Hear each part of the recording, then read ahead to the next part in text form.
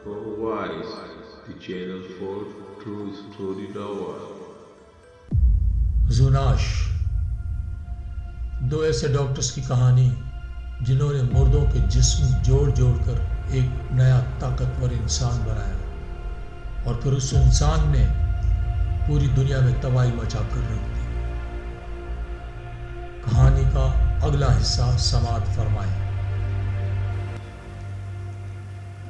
دوسرے دن شہر کے سارے اخباروں میں یہ المناک خبر چھپی کہ دریا کے پل کے قریب 2 سپاہیوں اور ایک ہیڈ کانسٹیبل کی لاشیں ملی ہیں جنہیں بڑی بے دردی سے قتل کیا گیا ہے۔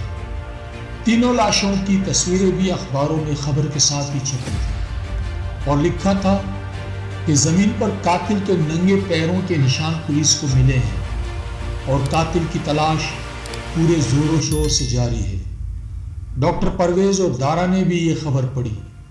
خبر کے آخر میں لکھا تھا کہ قاتل کے پاؤں کے جو نشان ملے ہیں ان سے معلوم ہوتا ہے کہ قاتل ننگے پاؤں تھا اور اس کے پاؤں کم از کم 1 فٹ لمبے اور 10 انچ چوڑے ہیں۔ ڈاکٹر پرویز نے اخبار رکھتے ہوئے کہا، دارا، یہ ہماری زندہ لاش کے سوا اور کسی کے پاؤں کے نشان نہیں ہو سکتے۔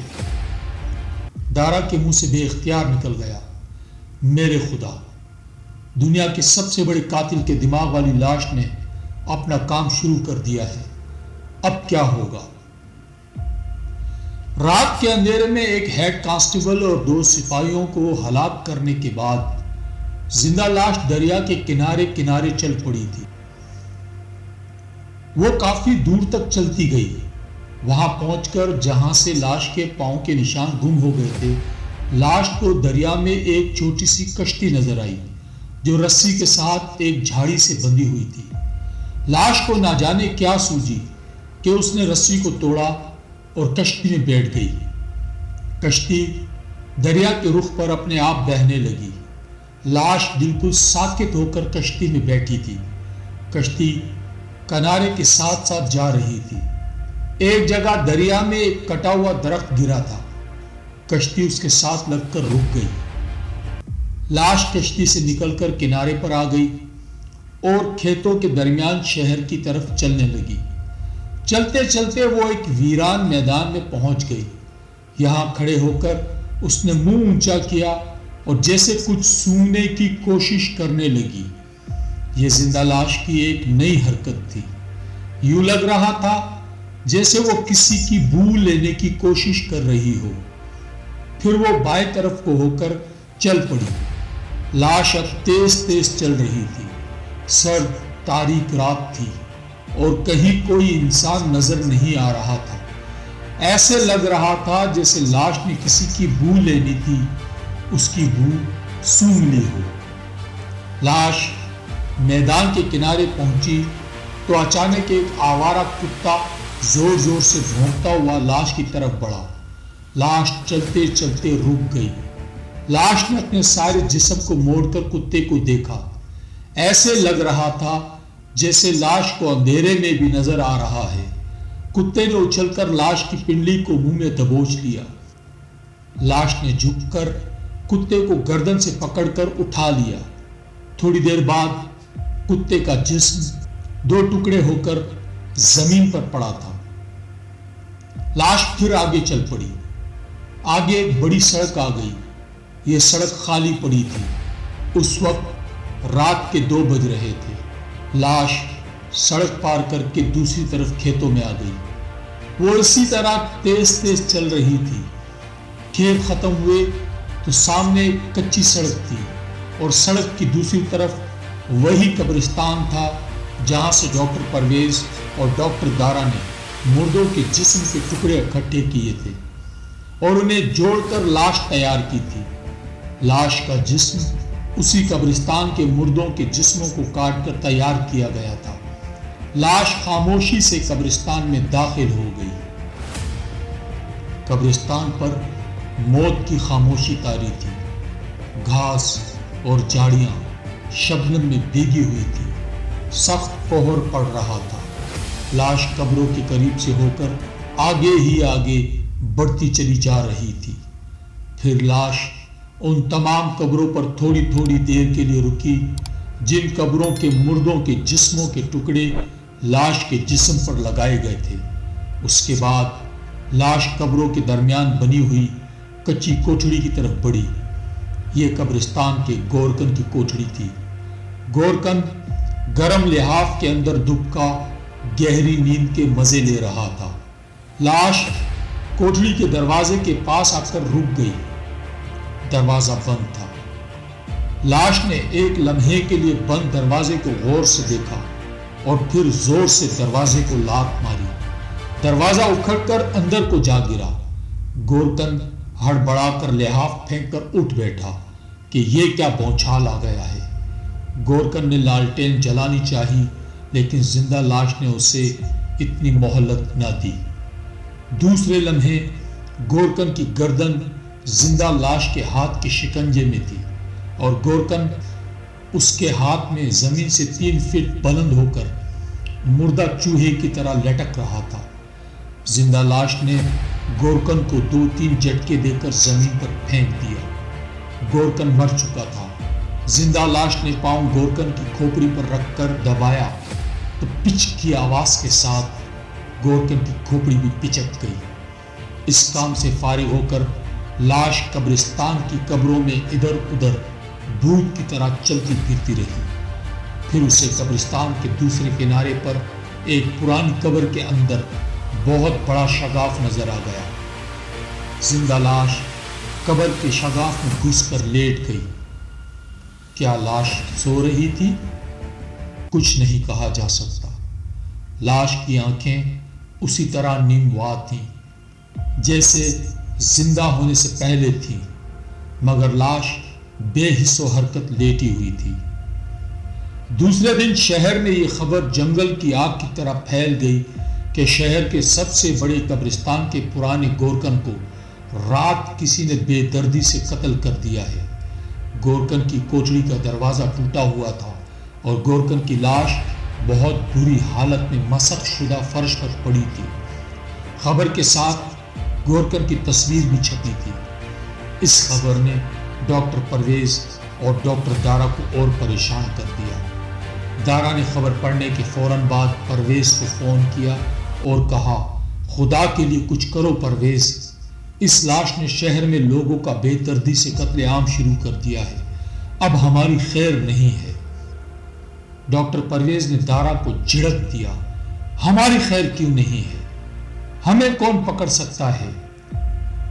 यहां किसी को कैसे पता चलेगा कि ये लाश हमारी बनाई हुई है जो लोगों को कत्ल करते फिर रही है? हमारे खिलाफ एक ही आदमी गवाही दे सकता था और वो कब्रिस्तान का गोरकन था, और अब वो भी जिंदा नहीं रहा। क्या लाश अपनी जबान से पुलिस को बताएगी कि वो मुझे फला फला डॉक्टर ने बनाया है? लाश की कोई जबान नहीं है। डॉक्टर दारा ने तशवीश का इजहार करते हुए कहा, तुम ठीक कहते हो कि शहर में हमारा एक ही गवाह था जो कत्ल हो गया है, लेकिन तुम भूल गए हो कि लाश का जिस्म जिंदा होकर पूरी तरह से काम कर रहा है। उसका दिमाग भी काम करने लग गया है। उसे याद आ गया था कि फलां कब्रिस्तान में फलां गोरकन ने मुर्दों के मुख्तलिफ आज़ाद डॉक्टरों को मुहैया करके मेरे जिस्म को बनाया है। लाश की खोपड़ी में दुनिया के सबसे बड़े जिस कातिल का दिमाग फिट किया गया है वो अंग्रेज था। कोई पता नहीं कि लाश कब अंग्रेजी में बात करती है और कब उर्दू शुरू कर दे, और जिस रोज उसने अंग्रेजी में बात करनी शुरू कर दी, समझ लो कि फांसी का फंदा हमारे लिए तैयार कर दिया जाएगा। डॉक्टर परवेज ने दारा को झिड़क कर खामोश करा दिया और कहा, इस फजूल बक बक को छोड़ो और अस्पताल आ जाओ।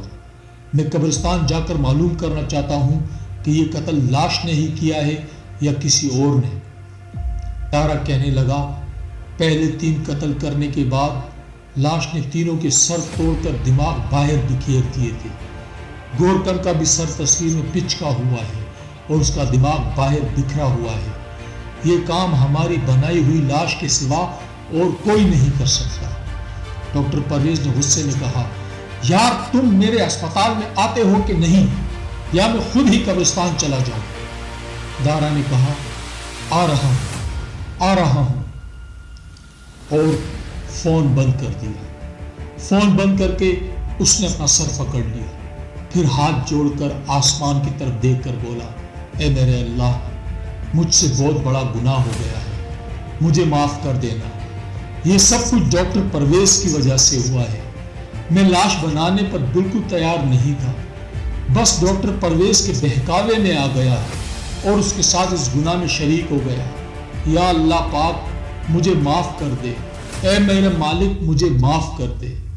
ڈاکٹر دارا کی آنکھوں میں آنسو آ گئے، پھر وہ جلدی سے اٹھا، کپڑے بدلے اور گاڑی نکال کر سیدھا اسپتال ڈاکٹر پرویز کے پاس پہنچ گیا۔ وہ اس کا ہی انتظار کر رہا تھا۔ ڈاکٹر دارا کو دیکھ کر وہ جلدی سے گاڑی میں آ کر بیٹھ گیا اور بولا، گاڑی قبرستان کی طرف لے چلو۔ ڈاکٹر دارا نے کہا، اس وقت ضرور وہاں پولیس موجود ہوگی، ہمیں پولیس کی نگاہوں میں نہیں آنا چاہیے۔ ڈاکٹر پرویز نے کہا، خاموش رہو اور جو میں کہتا ہوں ویسے کرو، قبرستان چلو۔ اور ڈاکٹر دارا نے گاڑی قبرستان کو جانے والی سڑک پر ڈال دی۔ قبرستان میں پولیس آئی ہوئی تھی، ایک سب انسپیکٹر پولیس کا اور ایک کرائم برانچ کا آدمی تھا۔ سب انسپیکٹر ڈاکٹر پرویز کا واقف تھا۔ اس نے ڈاکٹر کو دیکھا تو کہنے لگا، ڈاکٹر صاحب آپ صبح ہی صبح قبرستان میں کیسے آ گئے؟ ڈاکٹر پرویز نے کہا، میں اپنی والدہ کی قبر پر فاتحہ پڑھنے آیا تھا، گورکن کے قتل کی خبر میں نے پڑھ لی تھی، آپ کو دیکھ کر ادھر آ گیا کہ معلوم کروں یہ قصہ کیا تھا۔ سب انسپیکٹر بولا، ابھی تک تو یہی خیال ہے کہ یہ پرانی دشمنی کا چکر ہے۔ ڈاکٹر پرویز نے کہا، اس بیچارے گورکن کی کس سے دشمنی ہو سکتی ہے؟ سب انسپیکٹر بولا، ڈاکٹر صاحب آج کل کچھ پتہ نہیں چلتا کہ دوست کون ہے اور دشمن کون ہے، ویسے ہم تفتیش کر رہے ہیں۔ ڈاکٹر پرویز نے پھر پوچھا، قاتل کا کوئی سراغ وغیرہ ملا ہے کہ نہیں؟ سب انسپیکٹر نے کہا، قاتل کے پاؤں کے نشان ملے ہیں جو قبروں پر کچھ دور جا کر غائب ہو گئے ہیں کیونکہ آگے گھاس اگی ہوئی ہے۔ عجیب بات ہے، قاتل کے پاؤں ننگے اور 1 فٹ لمبے تھے۔ یہ وہی قاتل لگتا ہے جو دریا کے پل پر پہلے بھی 3 قتل کر چکا ہے، وہاں بھی قاتل کے پاؤں ننگے تھے اور یہی نشان تھے۔ ڈاکٹر پرویز کو ثبوت مل گیا کہ گورکن کا قتل بھی ان کی بنائی ہوئی لاش نے ہی کیا ہے۔ ڈاکٹر پرویز یہ معلوم کرنا چاہتا تھا کہ اگر قبروں کے ارد گرد زندہ لاش کے پاؤں کے نشان موجود ہیں تو وہ ضرور قبرستان میں ہی کسی جگہ چھپی ہوئی ہوگی۔ اس نے سب انسپیکٹر سے کہا، قاتل کے پاؤں کے نشان کس طرف جاتے ہیں، میں بھی ذرا دیکھنا چاہتا ہوں۔ سب انسپیکٹر اس کا دوست تھا، وہ ڈاکٹر پرویز کے ساتھ ہو گیا اور اسے زندہ لاش کے پیروں کے نشان دکھاتا اس جگہ پر آ گیا جہاں قاتل کے پاؤں کے نشان غائب ہو گئے تھے۔ آگے جھاڑیاں اور گھاس ہی گھاس تھی جو قبروں کے درمیان اگی ہوئی تھی اور قبرستان کے دوسرے کنارے تک چلی گئی تھی۔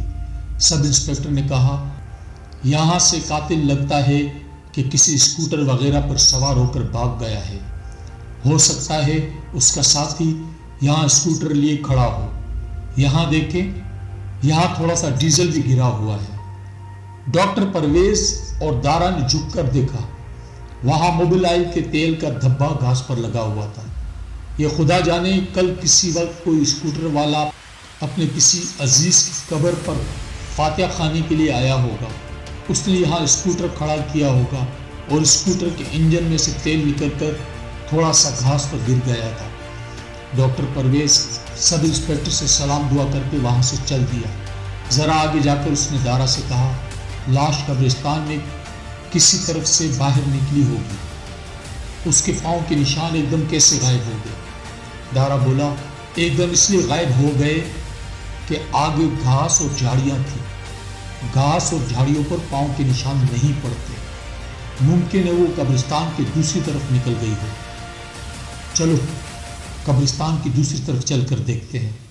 وہ قبروں کے درمیان سے گزرتے قبرستان کے دوسرے دروازے سے باہر نکل گئے اور کچی زمین کو دیکھنے لگے۔ یہاں دوسرے آدمیوں کے جوتوں کے بہت سے نشانات تھے، ان میں زندہ لاش کے ننگے پاؤں کے نشان کہیں نہیں تھے۔ دارا نے کہا پرویز بھائی یہاں ہمیں لاش کہیں نہیں ملے گی، ہم فضول اپنا وقت ضائع کر رہے ہیں۔ سخت نا امیدی کے عالم میں دونوں واپس چل دیے۔ زندہ لاش سارا دن قبرستان کی قبر کے شگاف میں چھپی رہی، دن کی روشنی میں باہر نہ نکلی۔ اس کا دنیا کے سب سے بڑے قاتل والا دماغ تھوڑا تھوڑا کام کرنے لگ گیا تھا۔ اس دماغ نے زندہ لاش کے مزاج کو ضرور قاتل بنا دیا تھا، مگر اسے سارے کا سارا یاد نہیں تھا۔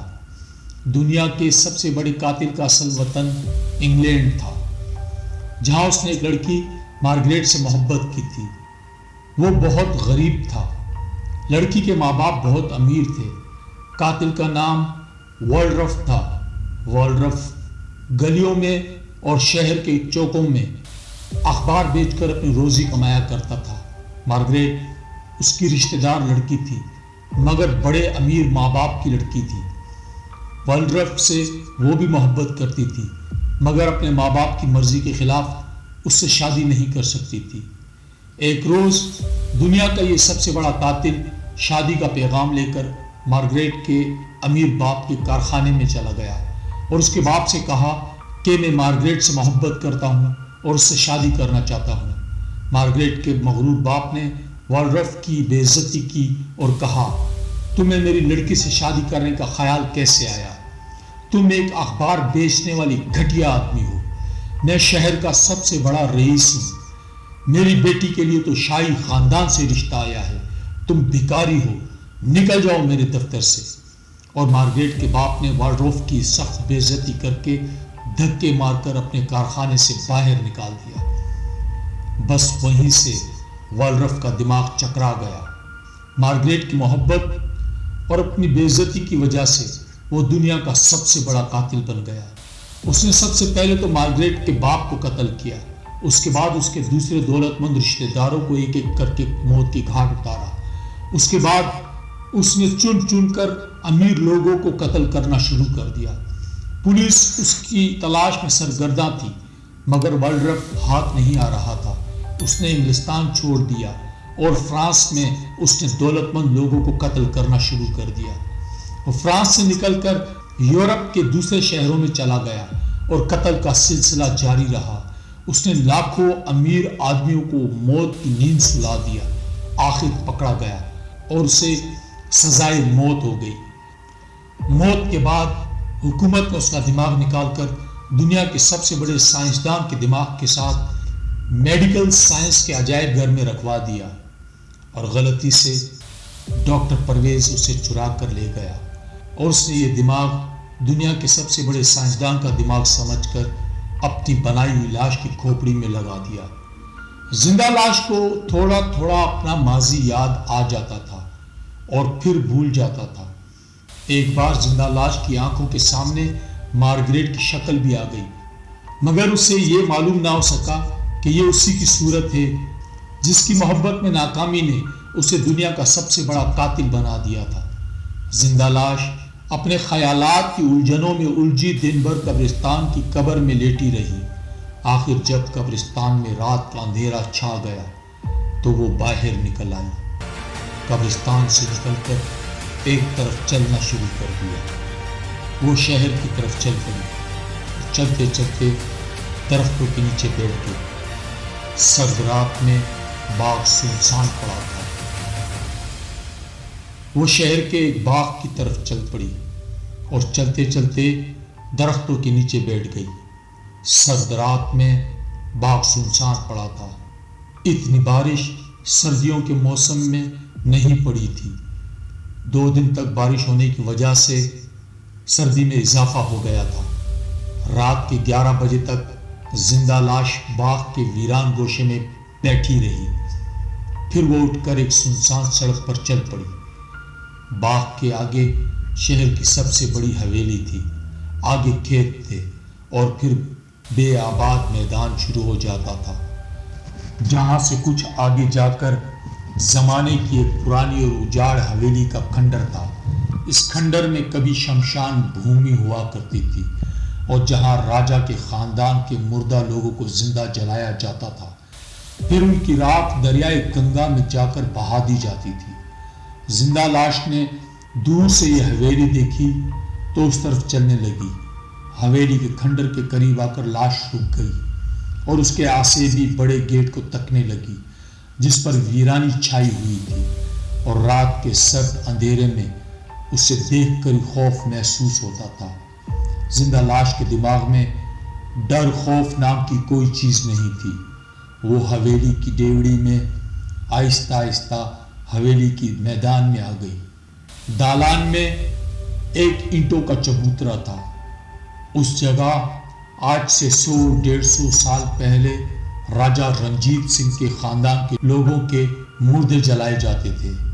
چبوترا خالی اور ویران پڑا تھا۔ چبوترے کے تینوں دروازے کھلے تھے جہاں چھوٹی چھوٹی کوٹڑیاں بنی ہوئی تھیں۔ ان کوٹڑیوں میں مردہ راجہ کا خاندان رہا کرتا تھا، مگر اب وہاں کچھ بھی نہیں تھا۔ کوٹڑیوں میں سے اینٹیں گر جانے کی وجہ سے چھت بیٹھ گئی تھی۔ بعض کے دروازے زمین میں دھنس گئے تھے۔